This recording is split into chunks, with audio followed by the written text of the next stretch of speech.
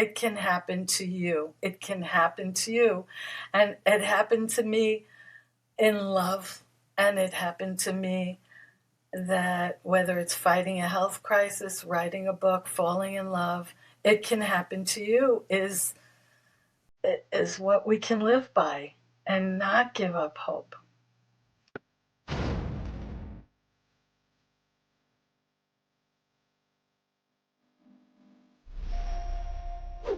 Hello, welcome back. I'm Andrea Park. And I'm Alexa Dimitrov. And this is Alive Again podcast. Is a podcast where attorneys and other professionals meet to discuss real life challenges and the decisions that shaped our journey. Our guest for today is yet another extraordinary journey, Nancy Ripp White, who is a certified relationship coach for the past 30 years. Nancy, thank you so much for being here with us today.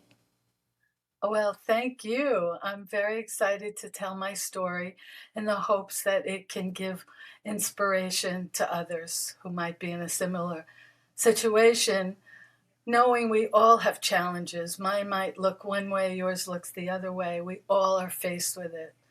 And so, my story, when I was thinking of being a guest on your show, I came across a quote by Eleanor Roosevelt, very famous quote, but it really fit in that it's a woman is like a tea bag. We never know how strong it is until it's put in hot water. And my water was boiling. I was really put, and my strength was tested. But my little backstory is that I have always been interested in relationships since I'm a teenager. I I started with a deep curiosity of how couples met, and I would ask them in restaurants, on movie lines, any couples that I saw, how did you meet? What's your story? And I was most interested in the stories that were unexpected, unusual. Woke up in the morning. I interviewed about 100 women, mainly women. And I was most interested in the ones that weren't a blind date or an online date, but to the really unexpected ones. And so I decided to write a book. And interviewing all these women, I picked 50 of what I thought were the most unusual. And and all to give hope and inspiration to women who many of my clients gave up. They threw in the towel. They said, all men are jerks. There's nobody out there, no good men. So I set out to prove them wrong, to show them that you can walk down the street in the pouring rain, have your umbrella turn inside out, and a gentleman picks it up. He takes you under an awning and says, let's have coffee. And they were married for many, many years. So stories like that. There's one, a woman had a brain tumor, and she was given 3 top surgeons to go to. 2 did not take her insurance, but the third one did. He did a great job. And when she was finished with her health crisis, they've been together ever since. And so stories like that, where you are pretty Movie hopeless like. down. Yeah. Yeah. So I was riding high. At 76 years old, I wrote and had published my book called It Can Happen to You. And I was on top of the world. And then a plot twist in my chapter of life. I was faced with an unbelievable health challenge that my only option was open heart surgery. And it should have been an easy enough procedure where it would have been 5 days in the hospital and a week recovering. But unforeseen complications, just like the stories in my book, the unexpected happened. And I wound up in the ICU for 8 weeks, which was quite unusual. And it was a horrible experience. Everything went wrong. I wasn't allowed to eat for 7 of the 8 weeks. I couldn't even have ice chips. They were too afraid it would go into my lung. And without going into all the details, I was a terrible patient. If I'm really honest, I was really a bad patient. I was hopeless. I was down and out. The walls were closing in on me until I was now shipped off to Connecticut to a rehab called Mosaic. And these people saved my life. The aides, the nurses, the therapists, they were unrelenting. They promised me, oh, I forgot to tell you, I couldn't walk. I couldn't even hold my cell phone. The nurses had to make calls for me, and I was in a wheelchair the whole time, could not walk. And I couldn't see the future. I couldn't see that I would be walking again. But these wonderful people were not just caregivers, they were warriors. And they kept insisting that I would be walking again. And I had so many life lessons. I spent 8 more weeks there, and by the time I left, I was walking. I was doing all the little simple tasks that we take for granted. I couldn't do, and when I walked out of there 4 months later, 2 months in the hospital, 2 months in rehab, I was pretty much back to myself. Yeah. So that's my backstory. Yeah, and it's fascinating because I met you through the Three Tomatoes, which is our publishing company. Yes. We both published the book at the same with the same amazing lady. But for me, looking at you and all the other ladies in this fantastic group, it's a super inspiration because in our culture in Romania, women and people at the age of 70, that's it, at the end of their lives. They cannot see anything that can happen to them past that age. And Yes. it's incredible to see that you published a book at 76 and you're still working and you still have your practice. And you took the all of your power to regain your life. And I want to ask you to tell our listeners your newest project. Oh my, I am turning 80 on July 29th, and I'm fighting it. Uh, I have created Project 80, meaning I am going to do everything in my power to take on this new decade in body, mind, and spirit. Anything I can possibly do to be my personal best, not just not perfection, not anybody else's personal best, but mine. So I started with the superficial outer beauty. I polished, I whitened my teeth. That's how I started. That was number one.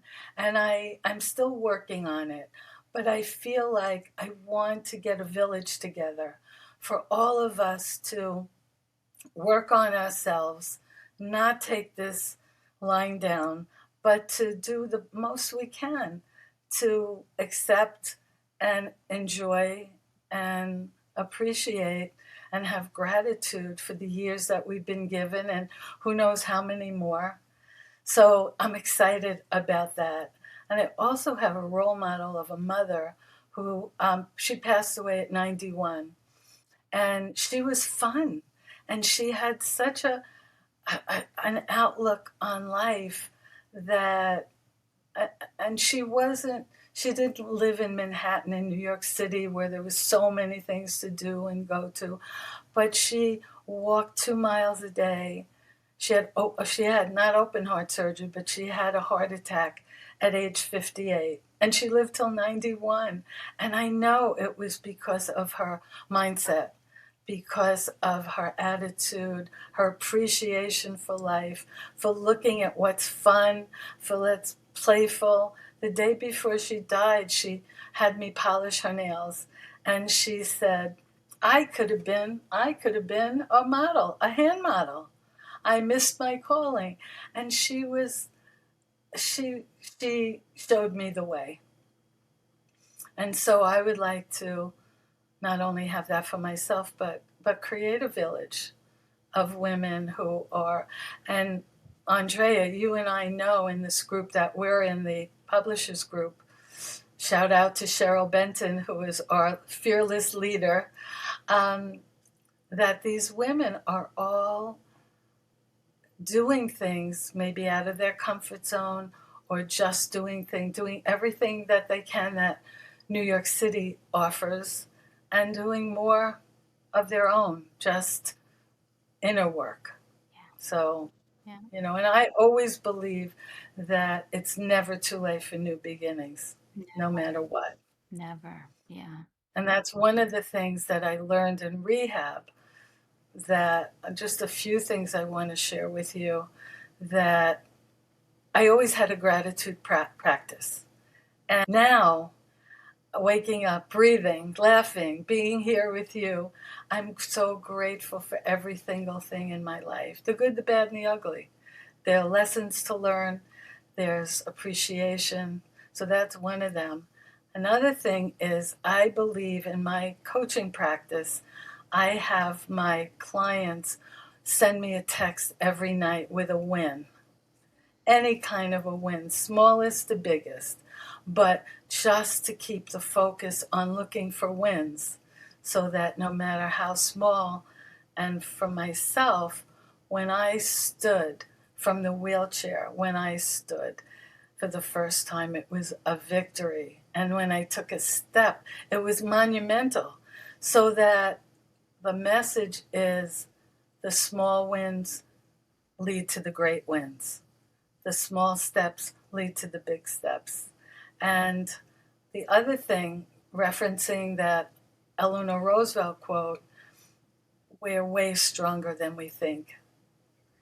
I I learned that so loud and clear about my my own personal strength, and I fell in love with myself because of stretching, just stretching. And the aides, especially, there were two aides that gave me tough love, really tough love. They were not tolerating me laying in that bed. And sometimes what I learned is that tough love can be the people who believe in us the strongest, and who see our greatness before we do. Yeah. So those are some of the lessons that I learned and have taken with me and shared with my clients and shared with anybody who listened. Yeah. So thanks for this platform to really believe that we're stronger than we think. Yes, of course. And it's Yeah. unfortunate, speaking from my 21-year-old perspective, it's Yes? unfortunate that so many women need to reach that bottom of the trench to really, they have to touch the boiling pot, the boiling water, as you said, Yes. to really Yeah. see how strong they are. And it's really, I mean, you don't have to. Yeah. When I think of myself at 21, my crisis, well, I was married by then, but for most of my friends who were not, the crisis was he didn't call back, right? He went on a great date and he didn't call back. That was a crisis. And and yes, you're right. But sometimes at that young age that you're at right now, the challenges and the crises come later, the big ones, the big ones. So if we can practice, and and strengthen that muscle now. Start it now and really getting to see, taking risks, getting out there and doing things that you might not feel comfortable doing will support you when the big ones come. Right. That's how I live. It's not gonna get Oh, any good. easier, so might as well do it now. Well, that's a great, great attitude to have Yeah, at 21 years old. And you probably learned a lot from your mom, I absolutely. would think, right? Absolutely. Yeah. Yeah. You speak a lot about purpose. Yes. And I have a philosophy that people die young because they don't have a purpose to go on to. And why people, when they retire, they even die or get sick or something happens to them, because I believe that they lost their purpose. And I want to ask you, when you were in the hospital and you might not have seen the day of the tomorrow, have you ever thought, that's it, or I'm fighting? What was the Oh, thought process? yeah. Once I got to rehab, I knew I would live and get back. I didn't know that I would get back to my working life, but when I was laying in the hospital, not able to do anything, I didn't think of ending my life, but I didn't really mind. I would go to sleep and not mind if I didn't wake up. And I've never been that kind of person. I love life. I love living. I'm optimistic. I'm positive. But laying in that hospital room, really, it came to that. Like you have your daughter, I have my daughter who is my rock. And she showed up every day and she was not going to let me Give up. give up. Yeah. So, yeah, that's something that, but then it shifts. Then it just, something shifts. And for me, it was the tough love, the aides, the physical therapist, the occupational therapist. But you're right. I would go into that. I agree with you with your philosophy that I would go into the rehab room and see people who had given up, see people who didn't have purpose. I had to get back to work. I had to get back to my daughter, my grandchildren. But these people, you could just see they didn't want to do the work. And understandably, it's hard work. So, and that's what resilience is. It's not having hard challenges, but it's how do we talk to ourselves? What do we say? And that's also such a big one. How do we talk to ourselves when we talk to ourselves? What do we say to ourselves? I believe in what we focus on expands. And if we focus on woe is me, I have no purpose, why am I here? That's where we go. So if we can talk to ourselves, even if we don't fully believe it, but keep saying it over and over and over, then we can shift that. Yeah. That's a big conversation of mine with my friends, with my clients, with myself, is how do you talk to yourself? What do you say? And I always believe that if we had a ticker tape under our words, what would we be saying? We're constantly talking to ourselves. Everybody does. Everybody from it doesn't matter where you are in life. We all talk to ourselves. It's just a given. What do we say? And if we saw it on a ticker tape, we'd be astounded at how negative it is. Yeah. So much of it. How do I look? How do I sound? That's what was going through my mind. And if we can just be our best friends, using that quote. But that's so important, so important. And I totally agree with you that many of my friends in my age group are not working and don't have a purposeful life. They could be, I mean, you don't have to be working, but you can be doing anything that makes a difference in the world, that makes a difference for yourself, feeling good, feeling challenged, feeling when you put your head down on the pillow, that was a good day. That's why I have my clients send me wins, and that makes a difference. Yeah. Yeah. Your brain doesn't know the difference between the things that you say that are good and the things that you say about yourself that are bad. So, doesn't matter if nobody hears it. Your brain and your subconscious hear it. So, at some point you're going to start believing that about yourself. That you're bad, you don't know how to do anything well. I shouldn't talk like that about your brain will start to believe it because it doesn't know the difference. Yes, but the first thought that we have is not our control. It just comes up, it pops up. And after that, it's in our control. After that, it's okay, take that one, let me replace it with I'm fabulous. Yeah. I might not be where I want to be, but I'm on my path. I'm doing the best I can. I want to take on more challenges. But that first thought, it's all of us don't have that control. Yeah. Yeah. That's an interesting topic Yeah. because there are 86,400 seconds in a day. Did you know that? You heard it? Yeah. How do we want to use them?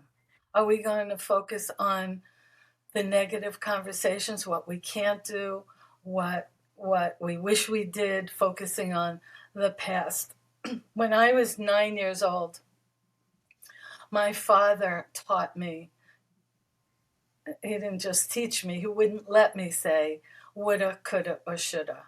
And at that young age, I learned not to be in the past, not to have regrets, to learn from my experiences, but I wasn't allowed to say that. And only now there are books out called Woulda, Coulda, Shoulda. And I think at the time I was kind of, oh, please. I'm annoyed with this conversation, but it really was brilliant. To fully live in the present is easier said than done. Yeah. But I've learned to catch myself and get back to the moment and get back to the present. Yeah. And it's all through tons of work that I did on myself. Absolutely. It doesn't come naturally to have these inner conversations, but a lot of work, therapy along the way, a lot of personal growth courses. I walked on fire with Tony Robbins. I did the S training, which is now the Forum. I did anything. I was thirsty for this knowledge that I could then pass on. Yeah. So, yeah, that's very important. And what is the next step with your book now? Because you wrote it to offer hope and inspiration to people. And Yes. what is the next step now with your book? Well, I had that detour. The book came out. I was on podcast. I did Facebook Live. I did book signing. And then a few months later, that's when the health crisis struck. So I'm resurrecting my getting the book out there because the book is timely for any year, any group of any age group, so that I want to keep the message going. It can happen to you. It can happen to you. And it happened to me in love, and it happened to me that whether it's fighting a health crisis, writing a book, falling in love, it can happen to you is what we can live by and not give up hope.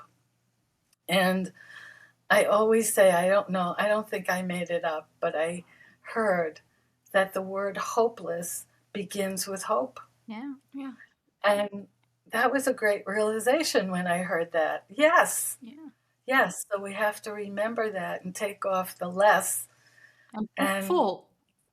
Yes, hopeful. Yeah, it's the same word, sorting the same beginning.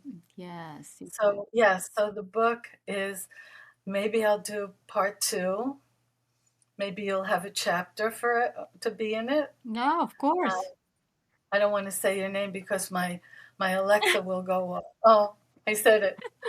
Um, but yeah, so I'm thinking because people who have read the book now say, "Oh, I've got a story for you," or "My cousin has a story for you." So Yes, I yes. don't know. In so many years of practice and so many people sharing the stories Yeah. in books, it's fantastic. This is how we learn. We learn from each other's experiences. Yes, we learn and it gives us motivation and inspiration. To yeah, People say to me, "I want to be in your next book." So maybe that's part of Project 80, yeah. having part two. Part two of the book. Yes, Maybe even there are three stories from men in my book, and maybe I'll expand that to have more. There's one chapter in my book where it's her story and his story of how they met. And it's similar, but very different from a male perspective. They were of a certain age, and he was talking about all the women in the complex that he lived as soon as his wife passed. That we've heard these stories, they come with casseroles, with tuna casserole, and they come with food. And his story is funnier and lighter. Hers was deeper, just like most women women. Yeah, and men.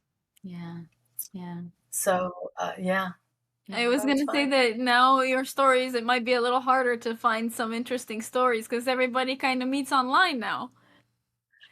That is so true Yeah. because that's what I didn't want. I have one or two stories that met online, but they were unusual. Mm-hmm. Really, it wasn't just they clicked, they swiped, they went out and they found love.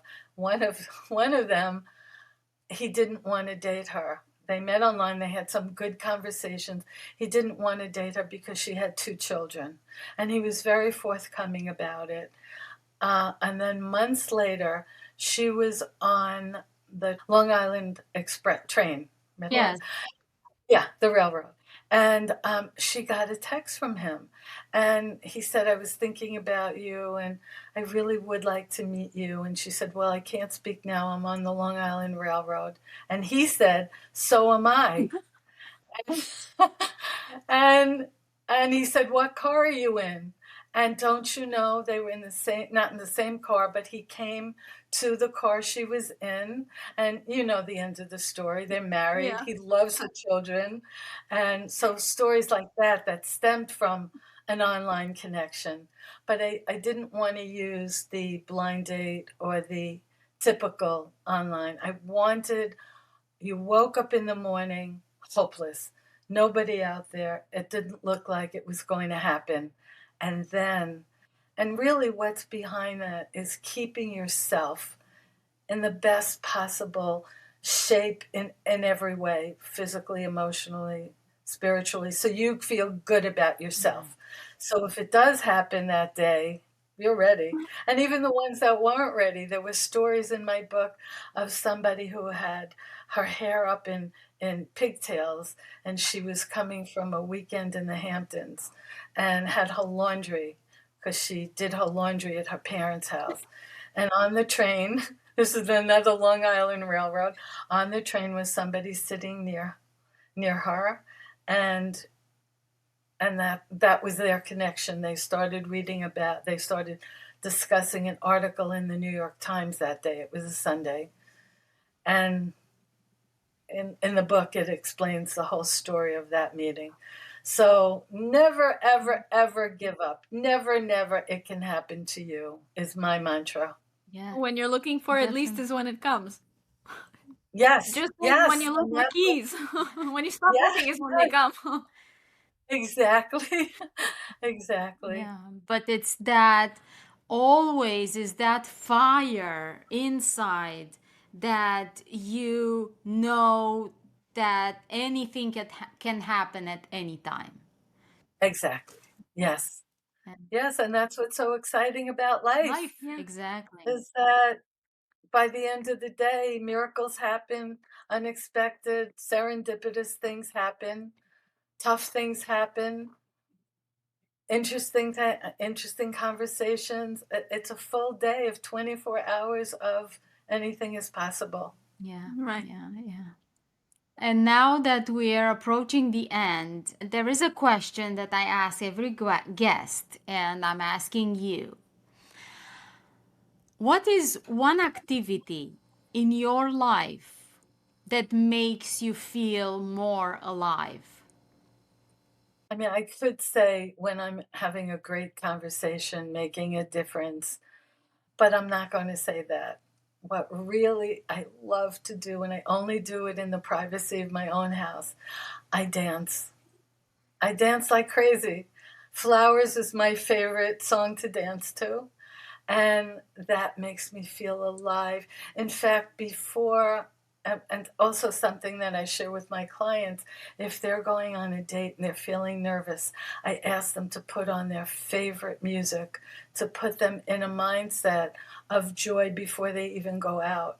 And so, whatever it is, that works for me. And of course, having my purpose, making a difference, shifting somebody from, I heard a wonderful term from Al Anon, and it's, is it a crisis or a situation? And to look at things, is it a crisis? No, it's probably not. It's probably a situation, and a situation you can problem solve. And so when I can shift a conversation with a client or a friend or myself, to take us off the ledge and bring it down to it's a situation. How do we solve? What action can we take? Yeah. Yeah. Yes. That's So that's my 2 cents, my 10 cents. yes, So that's great. Thank you so much. And we should schedule for another one Yes. to continue the conversation and to maybe after your birthday to tell us how about the Project Project 80. 80 came up, came along. By the way, my birthday Yes. is a few days before yours. I'm the 25th. Okay, you're So we're on. This Leos was a together. pleasure. You are a delight and a Thank you. pleasure. I think I said everything I know, everything I could Thank possibly you. think of. But Project 80, I'll let you know. Yes, Yes. yes, yes. All right. Well, thank you. Thank Thank you you. so much. Thank you, our listeners. For more guests and more conversations, please subscribe and follow us. We'll see you next week.